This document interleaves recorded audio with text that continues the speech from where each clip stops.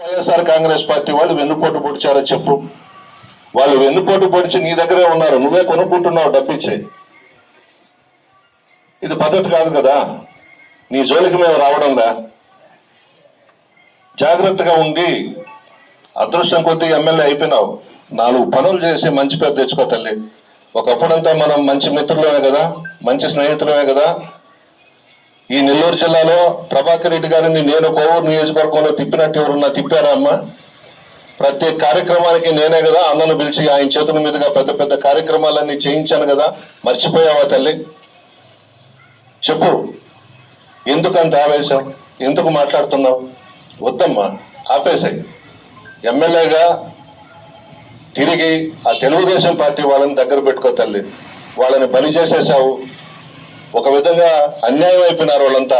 ఈ బ్రోకర్లు, ఈ మధ్యలో మా పార్టీలో నుంచి చేర్చుకున్న వాళ్ళు నీ దగ్గర చేరి అన్యాయం అమ్మా, అది తప్పు చేస్తున్నావు అమ్మా. అసలైన తెలుగుదేశం పార్టీ నాయకులు, కార్యకర్తలు ఈరోజు ఇళ్లలో నుంచి బయటకు రావడంలా, మాట్లాడలేకపోతున్నారు, చెప్పుకోలేకపోతున్నారు. పాపం వాళ్ళ బాధ, ఆవేదన అంతా ఇంత కాదు. ఇన్ని లోపాలు మీరు పెట్టుకొని మేమేదో ప్రతిపక్షంలో ఉండి ఒక కార్యక్రమం పెట్టుకొని విజయవంతం చేసుకుంటే కోవూరులో మీ కడుపు పట్టైంది. ఎందుకు మాట్లాడావు నిన్న బుచ్చిరెడ్డిపాలెంలో ఆ మాటలు? బాగలేదు. అప్పుడే మర్చిపోయినారా? ప్రభాకర్ రెడ్డి గారు అందరం కూడా ఎంత బాగున్నాము. మీరు వెన్నుపోటు పొడిచి జగన్ గారికి మీరు వెళ్ళిపోయినారమ్మా తెలుగుదేశం పార్టీలోకి. చంద్రబాబు నాయుడు మీ ఆయన్ని అవమానించిన రోజులు మర్చిపోయినావా? ఇవన్నీ మర్చిపోయినారు మీరు. ఎందుకంటే అధికారం ఉంది, ఎమ్మెల్యే అయిపోయినావు, ఎంపీ అయిపోయినావు.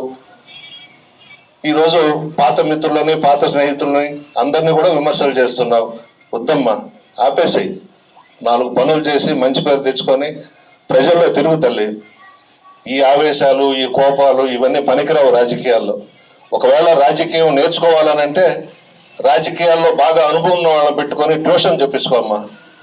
అప్పుడైనా కొంత అవగాహన వస్తుంది మీకు.